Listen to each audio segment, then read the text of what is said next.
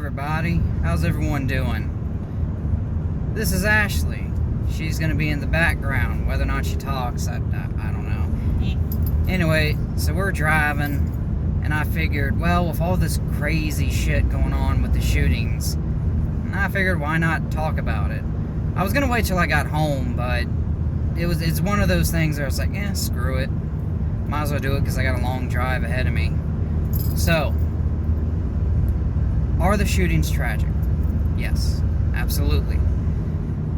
And the thing is, the Garlic Festival shooter and the El Paso shooter, from what we understand, is they were, well, the California shooter said he was just angry, and one of the survivors of the shooter came out and said as much, because when he stopped to reload, they asked him, why are you doing this? And he said, because I'm angry. And as for the El Paso shooter, he said that he was just tired of too many Hispanics and the cultural shift in a lot of, I guess you can say, a lot of Texan towns, since they're right there at the border, and we're getting more and more Hispanic immigrants in, which I'll get into that a bit later.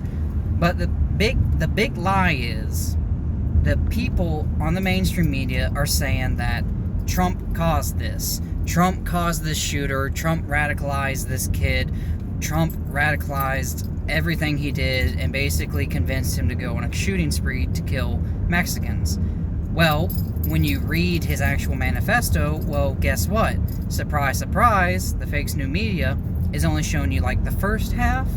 The second half, he straight up says this has nothing to do with conservatives, Republicans, Donald Trump, or anything. It's just, in his mind, and I'm not saying he's wrong, but in his mind, he felt that this is the best thing he can do to stop the cultural shift that's happening. And you gotta think, that guy drove 10 hours, or was it 9 hours? It doesn't matter. He drove a good distance to get there and do what he did. And it's not right for what he did. And even though, as people gotta realize, as time progresses, demographics in nations do change. Not everyone's gonna like it, and personally, on that level itself, I can understand. Especially with the people that say we want to cut back on immigration, because you gotta think, the United States takes in 1 million legal immigrants every year. And that's not counting the illegal immigration that happens into the country. So, that's a lot of different people from different cultures coming into the nation, and not all of them are necessarily high-class skilled workers, especially since they started the visa lottery program. But as I said, we'll get into that. As for the Ohio shooter, one thing I want to point out is this guy was an Antifa supporter. He hated Donald Trump. But what I want to point out is this person, he went in ready for a fight. Like, this wasn't like the California shooter where he just went in and, was like, I'm angry, bam, bam, bam. Or the El Paso shooter who went into the Walmart and started shooting up people. Both of those are wrong, but the Ohio shooter, he wore Kevlar, body armor. I mean, he was prepared. I mean, he was ready for a fight. And from my kind of viewpoint as a soldier, that's someone who goes in and is planning to, dig in and fight back. But, as we know, he died. And his sister died in part of the shooting. And some people are starting to speculate, well, maybe the sister was the target all along, and everyone else was just collateral damage. I don't know. Both him and the sister are dead, so it's kind of hard to really go off that theory, but honestly, I can see it, because stuff like that has happened before. Now, of course, CNN, MSNBC, all the fake news, they're blaming the guns, and they're even saying like they used high-capacity bullets. People, let me tell you, there's no such thing as a high-capacity bullet. A bigger bullet will have more of a grain count in it, yes, but there's no such thing as a high-capacity bullet. That's foolishness. They are purposely using words and manipulating words to try to make it sound like everything about this, including the bullet, is illegal and deadly. And another thing that they're saying is now we need to get weapons of war off our streets. Well, for anyone with a brain, and it's not a sheep, every gun is a weapon of war. Every gun can be used in war. Every knife, every sword, every bow and crossbow, and every gun can be used in war. So, following that logic, hand to hand, and hand to hand, good old thunder and lightning, using that logic, everything is a weapon of war. Everything can be a weapon of war. And when we look at Britain, as we know, they're even going after knives. Knives! And not just, like a hunting knife or a combat knife or something like that. We're talking like kitchen silverware. A Thomas the Tank Engine butter knife with a blade like this big. You cannot buy that in Europe without being 18, and that's being implemented across the European Union. And a little example for y'all, I just got a hatchet for my survival kit that I keep for when I go camping and such, and I had to get ID'd for that hatchet. And I'm just sitting there thinking, well, that's a little ridiculous. And then I also bought a handsaw. Just a simple handsaw, for chopping up wood, carving wood. Had to get ID checked for that, just for a handsaw, because, I'm totally going on killing spree with a handsaw. You know what I'm saying? I can see it. Thanks, Ash. Now, one thing I do want to address, and this is kind of really making me angry, is the El Paso shooting. There's a lot of leftists coming out, and they're saying, oh, look, Texas is so gun heavy, but yet even their guns couldn't stop this shooting, so therefore the answer is just to ban all guns. Well, here's the thing. I'm a soldier. As I've said before, I'm a veteran. I served. Ashley over here, she's not a soldier. She's not served or anything, and there's nothing wrong with that. But there's a big difference. So, if we hear gunfire, Ashley is, as a civilian, the average American civilian, your instinct is to run. There's danger coming from over there. Run away, which is very natural and very understanding. Now me, I've been trained and conditioned to where if I hear gunfire, we run towards it and neutralize it, because that's just how we're trained. That is how soldiers are conditioned, especially veterans who have been deployed, have seen combat. It's even more engraved into our minds that when we hear gunfire, we charge towards it and neutralize it. Now, that means if someone's unarmed, they charge to it. No. If we feel like we have the means to do it, we can take it out. But as for the people in Paso, yes, there were people there with guns, but the first thing that goes through the average civilian's mind isn't to shoot back or neutralize the target, it's to run away. And there's nothing wrong with that, because they just don't have that training like police and soldiers do. But also, that's the point. That's why people like myself, the police, and other people who serve, we go through all this and we handle all this, so the average American citizen doesn't have to.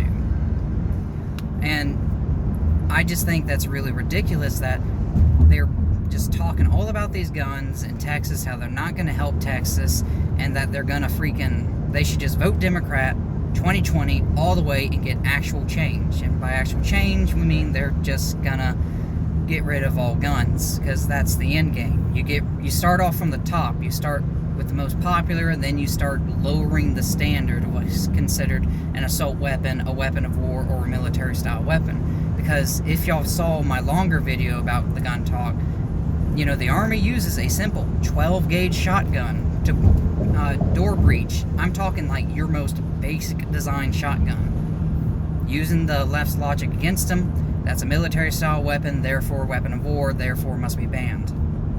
Now, here's something that they don't tell you. They want to focus all on the rifles. They want to talk about ARs, AK-47s, 5.56, 223 now even. They're deadly, they're vicious, they're horrible. We got to get rid of them. But yet, Chicago has so many shootings every day. And most of these shootings are done with handguns. Why? Because they're easier to conceal, easier to go in, and cause a lot more damage. I mean, that's the reality. It's very hard to fit a full AK-47 in your trousers than it is like a simple pistol. Anyone can agree with that. But these shootings happen so often in Chicago and these other places like Detroit and even California, Los Angeles, and all this. They happen so frequently. But yet those areas have strict, heavy gun control, but yet nothing's changing. Nothing's happening. I mean, because anyone who can see the situation for what it is the average person, the average law-abiding citizen, they got their guns taken away, but everyone else got their guns illegally. Because, like the Garlic Festival shooter, the gun he was using is illegal in California. He went out of state to buy it and then brought it into California illegally. He might have bought it legally in Nevada, but the moment he entered California, he was in possession of an illegal firearm. There you go. What can you do? Because that tells you if a person is bent on killing people, they're going to find a way. And another thing I wanted to bring to people's attention, just to get your noggin drawing, they're blaming this on Trump, white supremacy, white nationalism. I mean, they are just going off the wall saying that this is white people's fault. This is white supremacy's fault. This is white nationalism's fault. We have a serious problem with white people. Well, let's dive into that a little bit. So, there are massive murders and killings in Africa and the Middle East. And what is Africa and the Middle East? Well, they're predominantly black and brown. But yet they still go around and such murders and terrorist attacks and piracy happens just like it does here in the United States. But we don't talk about that. And plus, is white nationalism, white supremacy, is that the same reasons that these shootings happen in Africa and the Middle East that they do in America? Or is it that just people can be evil and there are just naturally bad people on this earth that do kill other people without good reason other than just kill them? But, I'm sure somehow the fake news, if they actually talked about what happened in Africa and the Middle East, they would somehow blame it on the colonialization and like the slave trade or something, because, all white people are bad in the left view. All white people are bad. That's literally how it's been turning out lately. And as for these young white men, look, do black people have it hard? Yes. Especially in the urban cities. Yes, they have it hard. And, it's just, I'm not really going to into it, but do we still have problems in America? Absolutely. But are these problems we have in America as bad in other countries? Hell no. But for the past, oh my God, so many years now, probably even a decade, you have a group of young men being raised in a society that's telling them that they're evil. They are vicious. They are the problem in the nation. They are the problem that the world is going to shit. And, if you keep telling a certain group of people that they're the problem, it's going to build anger and resentment. And that's just the reality of the situation. We can't keep blaming all these young white men for the problems of everything around the world, especially when they're just trying to live by every day. Just like you, just like me, just like Ashley. We're just trying to live life. And yet, the left keeps telling us that we are the problem of everything, and, toxic masculinity is horrible and absolutely terrible. I mean, let a man be a man. Let black men be men, let white men be men, Asian men, Mexican men, let us be men. There's nothing wrong with some good old masculinity. I mean, sometimes it's needed because men kind of need a patriarchal system amongst ourselves. We need guidance. We like figures to look towards. And, with the feminists and just the left in general, they're trying to feminize the men. And in my opinion, that goes against a man's biology, our nature, how we are naturally born in our DNA. I mean, Ashley, would you date a feminized man? Been there, done that. And how did that go? Oh. Let's put it this way, he was definitely the bitch in the relationship. There you go. I mean, God forbid that women actually be, attracted to men who are a little bit muscular, or not even just muscular, just have a very manly vibe to them, and manliness comes in very different. Yeah, I know, but manliness comes in different ways. It's just, you know, stop trying to feminize the men, because that's going to cause some more problems with them. Because, you know, like Ashton, who is the little boy of the family, you know, he likes to roughhouse. Benny, another little boy of the family, he likes to roughhouse. And, you know, I say let them roughhouse. They usually don't hurt each other, and if they do, they come to the parents. But, God forbid, little boys roughhouse. They're being told that that is wrong, that they shouldn't do that. Even though it's been scientifically proven that little boys have much more energy than young girls, and girls would rather read books, while boys would rather play like cops and robbers, and there's nothing wrong with that. I understand that's getting off topic with the guns, but it's just, look at it from that position. They are trying to turn men into something else, and that's going to affect them. Now, to talk about the El Paso shooter, you know, he said that he just didn't want to see America transform, or this cultural shift. Now, just with that, I understand. Do I agree with what he did? Of course not. He went around and killed people.